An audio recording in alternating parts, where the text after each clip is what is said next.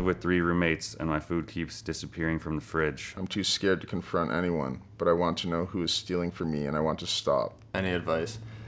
You're just gonna have to face your fears, probably. Confrontation's never easy. Also a tough one. I have been there, so you could just maybe put an iPhone in there. Put up a camera, maybe. Well, you could set up a camera. Set up a camera. Yeah, find out who's snaking your food. I've heard of, maybe labeling your food. Just have a conversation with them. Never hurts to ask. Label your hot dogs, your potato salad, throw a name on there. If you were really psychotic, you could maybe put something in the food. You could always kind of do something gross to the food. It'd be easy to find out if you put something in the food and they got sick or something like that. That's kind of sinister. Like that's kind of like serial killerish, so maybe not. I don't know who you're living with, how long you've known these people, but it might be time to move out. I have a fishing trip with the boys planned for next summer. But now my wife's sister planned her wedding for the same weekend. What do I do? Oh boy. That's tough. Could you go on the boys' trip for one day and then go to the wedding after? That's what I would try to do. Try and get her to change that wedding to maybe the same lake.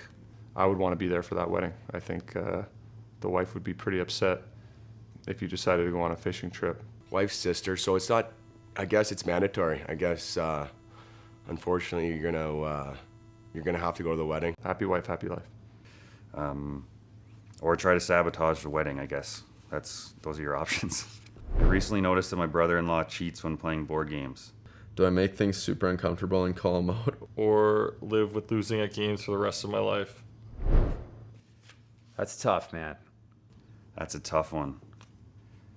I think you got to call him out. First time I see it, I'll probably just go up to him individually after and just kind of joke about it. And then if I see it again, I'll probably bring it up in front of everybody just to embarrass him a little bit. No, you have to automatically call him out. No, you gotta call him out for sure. You can't be playing with a cheater, so call him out. You got to confront that because you can't live just going about losing board games, being angry. It's already taking too much of your time. How long is too long to spend sitting on the toilet in the morning? My wife says I take way too long. I've heard this one for myself as well. We have the same problem. Well, your wife is wrong. You can sit on the toilet as long as you'd like. I guess, this guy doesn't, have a job or anything. I think you can just sit on that for as long as you want. I say if you're in there after 30 minutes, I don't know, I think that's a little too long. I think you're good for up to 30 minutes. Sometimes it's nice to just chill out. Take your time, watch your TikToks, read the news. You get scrolling, you're watching the Jets scores or highlights. Let us be, please. My neighbor is trying to build a fence, but it's on my side of the property. What should I do? Just go barge it down. Just knock it down if it's already being built. I've actually had to deal with this, not like this circumstance, but I've been building a fence. This is tricky because neighbor relationships are very important. I guess it just depends how much they're getting on your side. I think you could go to the city if you wanted to be, diplomatic about it. I would tell my neighbor he's not building that fence. Maybe try talking to him first, I guess, but if he continues with it, just knock the thing down. My husband is obsessed with his smokers. Yes, we have 2 smokers, and he wants to buy a third. He says he needs an offset smoker. How do I convince him that he does not? I think he's got to find another hobby. I don't know. Sounds pretty obvious that you don't need 3 smokers to me. I don't even have 1. Yeah, just tell him we can't do it, I guess. You just buy the smoker. Let him get a smoker. Let him get the third one. I'm not really sure if you want the brisket and the ribs and the chicken and pulled pork. Hopefully you're hosting a lot. If your husband is on the smoker as often as he's saying, and you're getting some primely served meats or whatever you're smoking, I would just let him do his thing.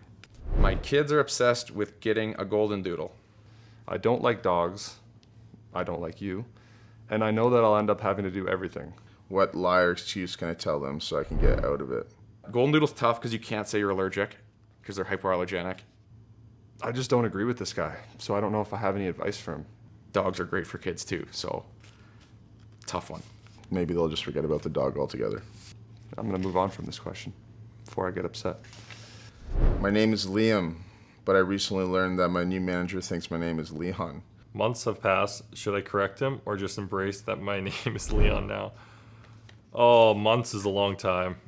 Tough. Too far gone, I think. I just go with the character. I actually have a buddy who, when he goes out anywhere, he just puts on a wig and he says his name is Clay. I think you just go with Leon.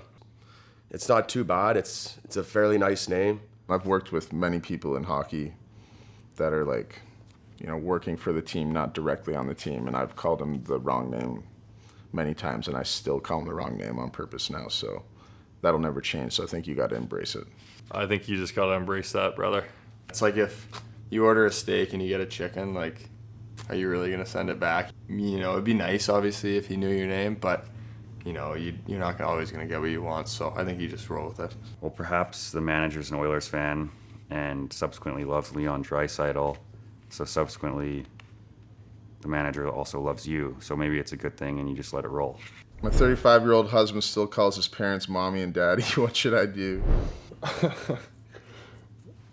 Leave him? No, I'm joking. I don't know. That's a tough one. That should have probably been a red flag early.